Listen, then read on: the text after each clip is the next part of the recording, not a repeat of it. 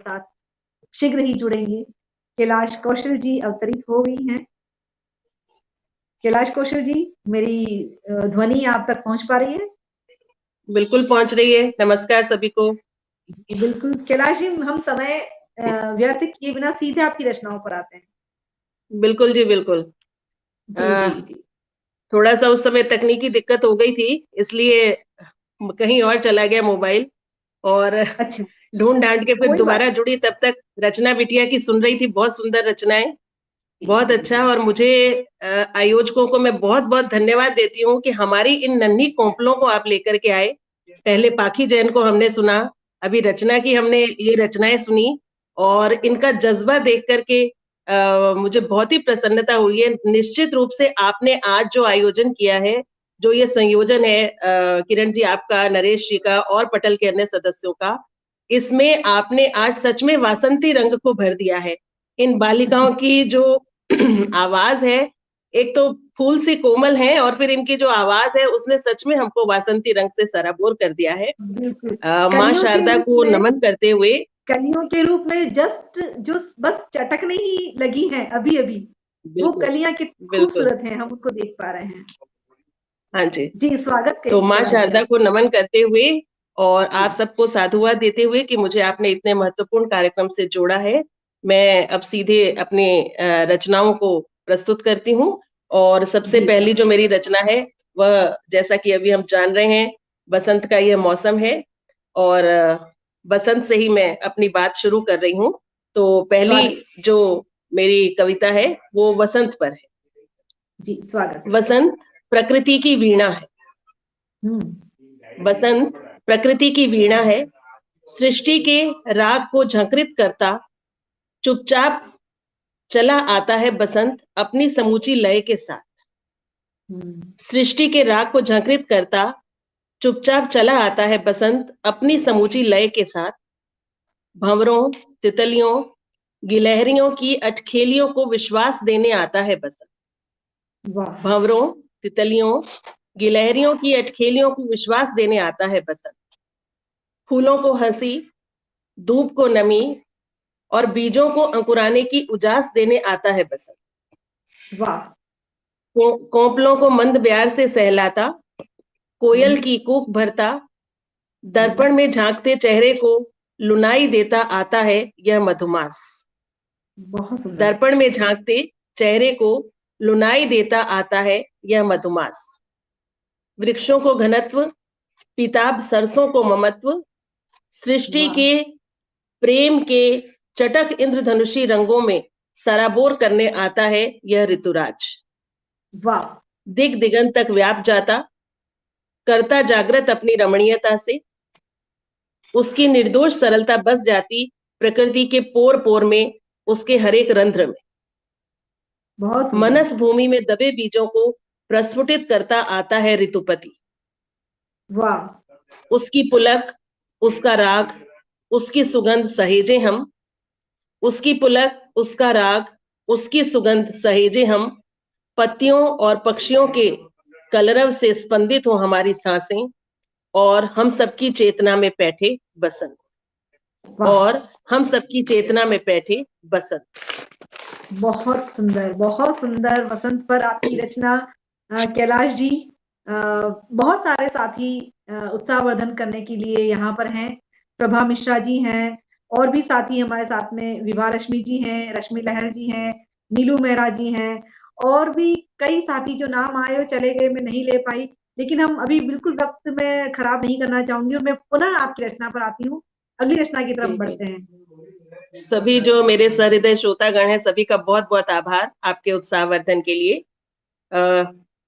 एक दूसरी कविता सुना रही हूँ, ये थोड़े अलग मिजाज की है, और जी हम स्वागत। राजस्थान में रहते हैं। मैं अभी जोधपुर से आपके साथ जुड़ी हुई हूँ, और राजस्थान में हम ये देखते हैं, यद्यपि मैंने कार्यक्रम के प्रारंभ में कहा कि हमारी छोटी बेटियों ने बहुत अच्छी रचनाएं प्रस्तुत की हैं, पर यहाँ पर कई बार हम देख रहे हैं कि पिछले कुछ वर्षों में बेटियों के साथ जो है वो व्यवहार अच्छा नहीं रहा है। तो उसको लेकर के एक कविता लिखी है, सरकाया जाना।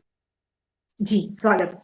घर में पुत्र के जन्म लेते ही वह सरका दी गई खटिया के एक कोने में। घर में पुत्र के जन्म लेते ही वह सरका दी गई खटिया के एक कोने में, टुकुर टुकुर देखती रही वह सबके हाव भाव। उसे शीघ्र ही समझ आ गया, सरकाया जाना उसके जीवन की प्रमुख क्रिया है।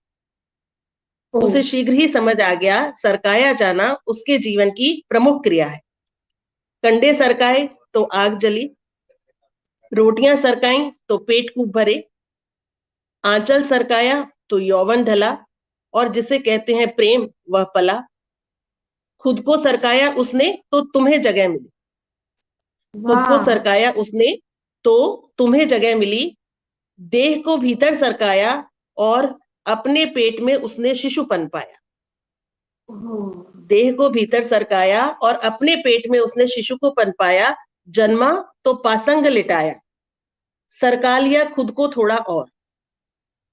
कुनबा बढ़ा तो और अधिक सिकोड़ा खुद को, कुनबा बढ़ा तो और अधिक सिकोड़ा खुद को। ऐसा करते हुए मैं को सरकाया उसने हर बार, ऐसा करते हुए मैं को सरकाया उसने हर बार और हमको बनाया। मैं को सरकाकर उसने हमको बनाया। शानदार, शानदार कैलाश जी, मैं बहुत बहुत नतमस्तक धन्यवाद। हूँ आपकी इस सोच के आगे। सरकाए जाने को आपने इतनी खूबसूरती से अभिव्यक्त किया है अपने शब्दों के माध्यम से। वाकई में मैं प्रणाम करती हूँ आपकी लेखनी को, आपकी सोच को, कि बस केवल सरकाए जाने के शब्द को आपने मैं से हम बना दिया, बिल्कुल, और उसके स्त्री के पूरे जीवन को ही आपने इस प्रकार अभिव्यक्त कर दिया। बहुत प्रणाम आपको। धन्यवाद। अगली रचना की ओर बढ़ते हैं हम। वाकई बहुत खूबसूरत पढ़ रही हैं आप, आपकी अगली रचना। धन्यवाद। अगली रचना है हाँ मैं। ये नारी अस्मिता की है रचना। ठीक है, बहुत सारे जीवन के पक्ष होते हैं और उन पक्षों में जैसे जैसे वो आगे बढ़ती है वो सीखती जाती है कि उसको कैसे आगे बढ़ना है। तो आंधियों के बीच भले ही कांपती हूँ, आंधियों के बीच भले ही कांपती हूँ, फिर भी प्रभंजन की आंख में मैं अंजन आंकती। हाँ मैं अपना भाग्य बांचती, हाँ मैं अपना भाग्य बांचती हूँ। धार विरुद्ध डटकर रहती हूँ खड़ी, धार विरुद्ध डटकर रहती हूँ खड़ी, समय शिलाएं और प्रस्तर सब भांजती हूँ। हाँ मैं अहम नद को बांधती हूँ, हाँ मैं अहम नद को बांधती हूँ। भले ही मार्ग सभी अवरुद्ध हो और काल स्वयं भी क्रुद्ध हो, भले ही मार्ग सभी अवरुद्ध हो और काल स्वयं भी क्रुद्ध हो, हस्त आमलक सदृश लक्ष्य सब साधती। ये एक कहावत है, हाथ में आंवला लिए हुए, यानी बिल्कुल सामने देख रहे हैं। तो हस्त आमलक सदृश लक्ष्य सब साधती हूँ, हाँ मैं भी जिद ठानती हूँ। सागर मंथन की क्रीड़ा में कर रही सदियों से, सागर मंथन की क्रीड़ा में कर रही सदियों से, हलाहलों से अंजुरी भर अमृत छानती हूँ, हलाहलों से अंजुरी भर अमृत छानती हूँ। हाँ मैं जीवन जीना जानती हूँ, हाँ मैं जीवन जीना जानती हूँ। शानदार, शानदार, शानदार। मतलब शब्द कम हो रहे हैं आपकी रचनाओं के आगे कैलाश जी की। हाँ मैं अपना भाग्य बांचती हूँ, हाँ मैं अहम नद को बांटती हूँ। क्या क्या बात, वाकई बहुत सुंदर तरीके से आप, और बहुत सशक्त अभिव्यक्ति है आप, सरल सहज। धन्यवाद जी। बहुत सारी रचनाओं का पसंद मंगल कुमार जैन जी, प्रभा मिश्रा जी, पल्लवी नौटियाल जी हमारे साथ पटल पर हैं और बहुत पसंद कर रहे हैं आपकी रचनाओं को। और अंजन बांचती हूँ, वाकई में पल्लवी जी कह रही हैं, प्रभा मिश्रा जी कह रही हैं उम्दा, अंजुरी भर अमृत चखा है। मतलब शानदार, बहुत अच्छे से आपके लिए जो प्रतिक्रियाएं आ रही हैं। अगली रचना बहुत बहुत धन्यवाद आप सभी का। अगली रचना है मेरी चरागाह। हम देखते हैं कि भूमंडलीकरण का ये दौर है, बाजारवाद, उपभोक्तावाद, हम इन्हीं शब्दों के बीच में जी रहे हैं और लोभ और लालच का एक अनंत प्रसार, जो बाजार है वो उसका जो तुरंग है वो तीव्र गति से भाग रहा है और पूरी दुनिया जो है वो एक चरागाह की तरह बन गई है। तो मेरी कविता का शीर्षक है चरागाह। विश्वग्राम की चाह में पूरी दुनिया बन गई है चरागाह। विश्वग्राम की चाह में पूरी दुनिया बन गई है चरागाह। जो हम ग्लोबल विलेज की बात कर रहे हैं, हम सोच रहे हैं कि हम दूरियां पाट रहे हैं, परंतु उसके साथ साथ नुकसान क्या हो रहा है वो भी देखिए। जी जी जी जी। विश्वग्राम की चाह में पूरी दुनिया बन गई चरागाह। भौतिक उन्नति ने चर लिया है आदमी। मोबाइलों, टैबलेटों, कंप्यूटरों ने छीन ली आदमियत। बहुमंजिला इमारतों ने निगल लिया है घर का सुकून। स्वार्थ संबंधों ने लील ली है प्रेम ऊष्मा। अर्थ तुरंग पर सवार है अनर्थ। आज खरीदा कल व्यर्थ। और रिमोट कंट्रोल में कैद है अब आदमी की चेतना। वाह। जमीन की भूख खा रही है खेत की मेड़ को। जमीन की भूख खा रही है खेत की मेड़ को। और अतृप्त प्यास ने बांध दिया है नदी। वाकई। दूषित हो रहा जल, सुनहरा भविष्य, आने वाला कल केवल छल। दूषित हो रहा है जल, सुनहरा भविष्य, आने वाला कल केवल छल। महामारियां, दुश्वारियां छीजती ही जा रही हैं उम्र। पिछले 3 वर्षों से हम देख रहे हैं कि कैसे एक महामारी ने पूरे विश्व को अपनी चपेट में ले लिया है। तो महामारियां, दुश्वारियां छीजती ही जा रही हैं उम्र। सब चले जा रहे एक अंधेरी खूह में। सब चले जा रहे एक अंधेरी खूह में। प्रकृति कर रही आगाह, सब जगह चरागाह। प्रकृति कर रही आगाह, सब जगह चरागाह। चरागाह। वाह, क्या स्थिति परिस्थिति का आपने इतना सुंदर विश्लेषण किया है ना। बहुत बहुत बहुत खूबसूरती से आपने अपनी बात को रखा है। और डॉक्टर सरोज कौशल जी अहमदाबाद से हमारे साथ हैं, कमलेश द्विवेदी जी हमारे साथ हैं, आपको देख सुन रहे हैं और आपके लिए अच्छे अच्छे कमेंट्स भी कर रहे हैं। तो आपको इतनी सुंदर रचनाओं के लिए प्रथमतः तो बहुत बधाई। और वासंती लग रहा है मंच पूरा। देखिए, तो आपको मैं अगली और इस वसंत ऋतु के अगले रंग के लिए आपको आमंत्रित करती हूँ कि आपकी कविता का और कोई रंग आप प्रस्तुत कीजिए। बिल्कुल, एक कविता का रंग मेरा है, अब ये धरा जो पृथ्वी है, वो पृथ्वी और स्त्री में बहुत समानताएं हैं, तो उसको लेकर के एक मैंने कविता लिखी है, धरा मेरी प्रतिकृति। स्वागत वो कविता आपके सामने प्रस्तुत कर रही हूँ। धरा मेरी प्रतिकृति। धरा मेरी ही प्रतिकृति है, घूर्णन हम दोनों की नियति है। धरा मेरी ही प्रतिकृति है, घूर्णन हम दोनों की नियति है। दिवस रात्रि हमी से, उषा की लाली और संध्या की कांति भी हमी से। क्या बात। दिवस रात्रि हमी से, उषा की लाली और संध्या की कांति भी हमी से। मौसमों का बदलना हमारी ही धुरी पर। वाह। ऋतुएं अस्तित्व पाती हैं हमसे। ऋतुएं अस्तित्व पाती हैं हमसे। शैशव वसंत सा, अल्हड़ सी किशोरावस्था खिलखिलाती। और यौवन की देहरी लांघ चौथेपन की परिपक्वता तक बंभीरी सी वह परिभ्रमण करती। बहुत सुंदर।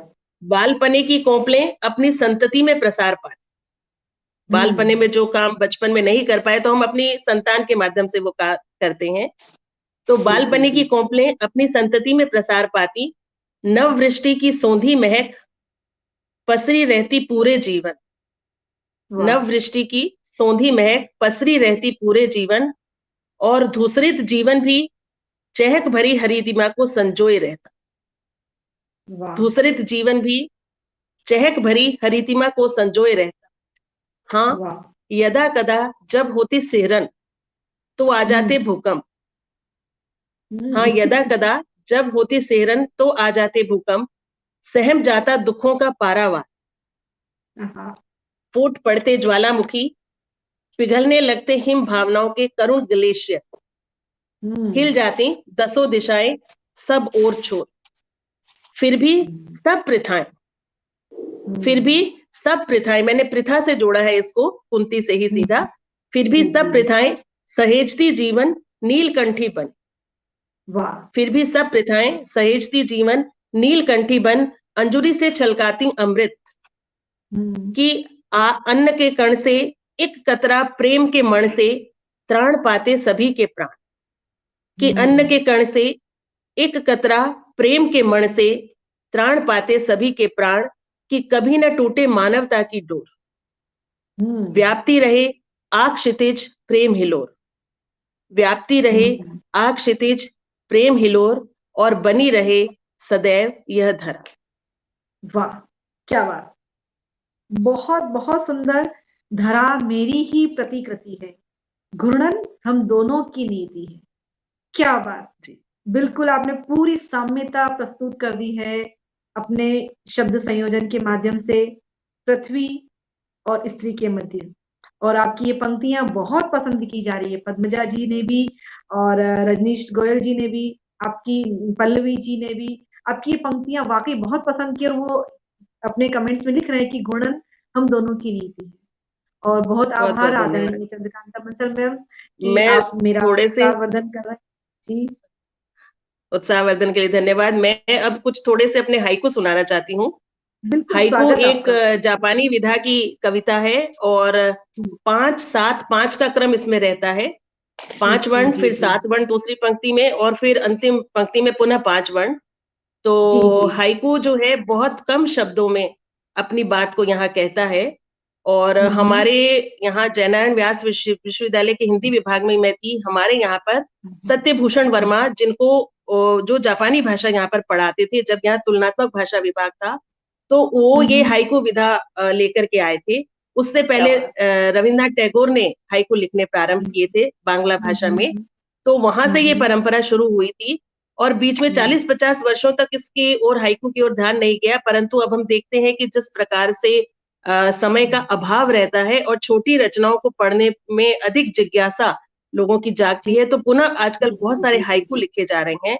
और इस छोटी सी रचना का प्रभाव ऐसा रहता है जैसे हम बिहारी के दोहों के लिए कहते हैं कि सतसैया के दोहरे जो नावक के तीर, देखन में छोटे लगे घाव करें गंभीर। तो छोटे से एक छंद में मात्र 3 पंक्तियों का छंद है, 5-7-5 यानी कुल 17 वर्णों का यह छोटा सा छंद है, और इसमें कई बार बहुत बड़ी बात कह दी जाती है।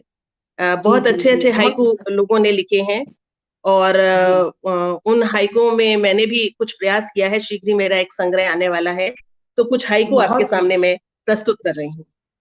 बिल्कुल, आपको बहुत बधाई जो आपका संग्रह आने वाला है, और हम आपके हाइकू सुनना चाहते हैं। जी, स्वागत आपका। बिल्कुल बिल्कुल जी जी। अक्षर मंत्र, अच्छा लग रहा है कैलाश जी आप अक्षर मंत्र। हमारे यहाँ पर ये कहा भी जाता है कि जो भी शब्द बोला जाता है वो मंत्र हो जाता है, तो इसलिए उसी से ही मैंने ये एक लिखा है हाइकू। अक्षर मंत्र सत्य शिव सुंदर, अक्षर मंत्र सत्य शिव सुंदर, भाषा मंदिर। वाह। तो अक्षरों से ही हमारी भाषा का वो मंदिर बनता है। वाह। सत्य अकेला, दूसरा हाइकू है।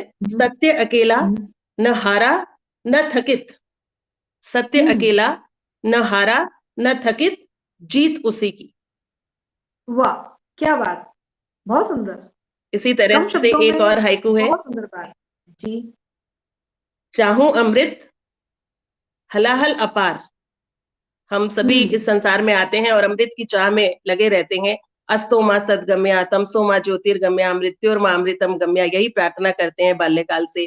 आज वैसे भी वीणा पाणी माँ बागेश्वरी का दिन है, हम अज्ञान तमिश्रा से प्रकाश की ओर ही जाने की प्रार्थना करते हैं उनसे, और सदैव चाहते हैं कि जितनी भी अज्ञान तमिश्रा है उसका अपहरण कर लें। तो चाहूं अमृत हलाहल अपार, नीलकंठी में।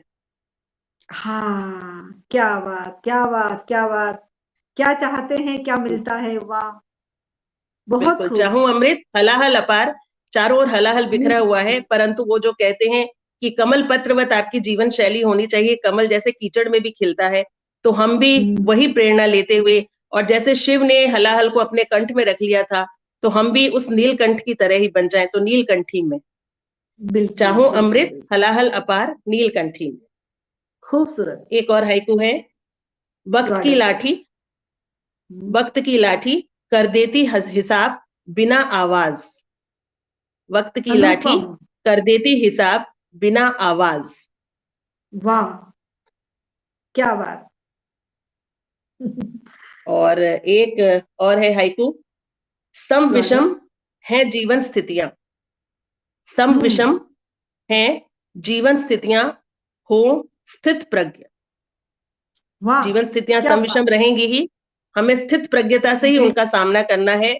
और राम सामना का इतना करना। सुंदर उदाहरण हमारे सामने है। राम वन की ओर गमन कर रहे हैं, पहले उनका राज्याभिषेक हो रहा है तो भी राम के मुख पर स्मित मुस्कान है, और तुरंत पासा पलटता है, कैकई वर मांग लेती है, और वन तस्वीर का गमन दृश्य करते। बदल जाता है। वल्कल वस्त्र धारण करके अब 14 वर्ष उनको पूरी युवावस्था अपनी वन में बितानी है। तो जैसे वे स्थित प्रज्ञ बने रहते हैं, गोस्वामी तुलसीदास जी कहते हैं कि उनके मुख पर तब भी स्मित मुस्कान ही थी। तो सम विषम हम्म। है जीवन स्थितियां, हो स्थित बहुत प्रज्ञ। सुंदर, बहुत सुंदर। ऐसा ही एक और हाइकू है। सीधा स्वागत। जीवन, हम्म। सीधा जीवन वक्रोक्तियों के बीच पाता प्रसाद। हम्म। अरे सीधा वाह। जीवन वक्रोक्तियों के बीच पाता प्रसाद। जीवन वैसे बहुत सीधा सत्य। है। अति सूधो स्नेह को मार्ग है, जह नेक सयानप बांक नहीं। बात जीवन जीने नहीं। के लिए कोई बहुत अधिक चतुराई नहीं चाहिए। पर बिल्कुल संसार में बिल्कुल। आपको बहुत सारे लोग कुछ ना कुछ कहते ही रहेंगे, और ये हमेशा से रहता है कि चार लोग हैं, हम्म। वो देखो क्या कहेंगे, तो भले ही कहते रहे, वक्रोक्तियां कहते रहे, खूब आप पर तंज कसते रहे, उसी में आप प्रसार पाएंगे, उसी में आपके व्यक्तित्व का विकास होगा।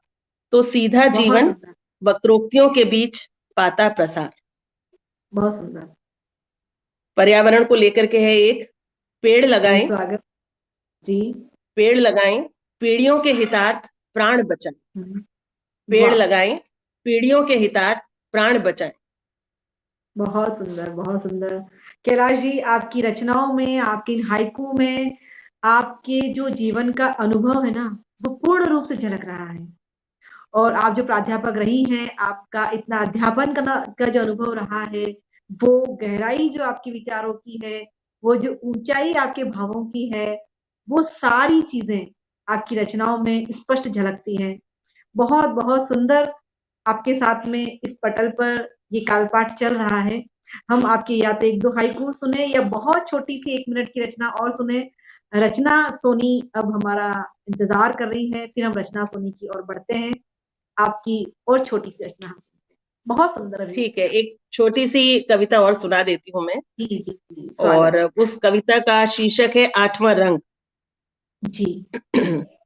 पर मैं आपसे आग्रह उसके करूंगी सामने, कि फिर भी कैलाश जी, मैं आपसे आग्रह करूंगी कि इसके पश्चात भी आप पटल पर बने रहें। रचना सोनी जी की हम रचनाएं सुनेंगे। यदि कोई व्यवधान उत्पन्न होता है तकनीकी, तो आप पुनः बिल्कुल, यहाँ पधारिएगा। बिल्कुल बिल्कुल। तो जी आठवां रंग एक कविता है मेरी, ये कविता सुना रही हूँ, जी आठवां रंग। जी। उसके सामने है इंद्रधनुष अर्ध वलयाकार। उन्मुक्त हम्म। गगन के सतरंगी सपने में वह खोज रही है अपना रंग। हम्म। उन्मुक्त गगन के सतरंगी सपने में वह खोज रही है अपना रंग। धूप के आईने में हम्म। निर्द्वंद्व नभ की निस्सीमता और क्षितिज हम्म। पार जाने की अभिलाषा। हम्म। निर्द्वंद्व नभ की निस्सीमता और क्षितिज पार जाने की अभिलाषा। लाल, नीले, हरे, पीले, बैंगनी, मोरपंखी, सब रंगों में अलग से चमक रहा है शुभ्रता भरा उजाला प्रकाश का रंग। दिप दिप वाह। करता हुआ स्वाभिमान का यह आठवां रंग। हम्म। क्या बात। स्वाभिमान का यह आठवां रंग दीप्त करता है उसका चेहरा अमित हम्म। ओज और दर्प से, कि इसके बाद सारे रंग कि इसके बाद सारे रंग इसी आठवें रंग में हो जाते हैं समाहित। यह आठवां रंग है सबसे अधिक प्रभावी, जो उठ जाता है इंद्रधनुष से भी ऊपर। क्या यह बात, आठवां क्या रंग है बात। सबसे अधिक प्रभावी, जो उठ जाता है इंद्रधनुष से भी ऊपर। ऊपर। और वो है स्वाभिमान का रंग। स्वाभिमान का रंग। बिल्कुल बहुत खूबसूरत आपने रचना प्रस्तुत की कैलाश जी की। इंद्रधनुष के 7 रंगों से अलग जो 8वां रंग है, वाकई बहुत बहुत बहुत सुंदर रचना आपकी रही है। और अब हम पुनः रचना सोनी की तरफ बढ़ते हैं। बिल्कुल जी, सुनाइए रचना। जी। और आपका हम बहुत आभार व्यक्त करते हैं और पुनः-पुनः हम आपकी रचनाएँ सुनना चाहेंगे जब भी अवसर मिलेगा। कैलाश जी, आप बने जी, रहिए हमारे साथ। बहुत-बहुत धन्यवाद और आयोजका का भी धन्यवाद कि मुझे इतने प्रभावी पटल से आपने जोड़ा। मैंने अन्य सभी रचनाएँ भी सुनी। पाखी को जी, सुना, जी, चंद्रकांता बंसल जी को सुना, बहुत अद्भुत जी, उनकी रचनाएँ थी। पद्मजा जी को जी, मैंने सुना और अभी हम जी, रचना को सुन ही रहे हैं। अभी आने वाली और जी। हमारी कवित्रियाँ हैं, उनकी भी जो प्रभावी रचनाएँ हैं, उनके सुनने की भी साक्षी अवश्य बनना चाहूँगी। तो मैं जुड़ी हुई हूँ साथ में।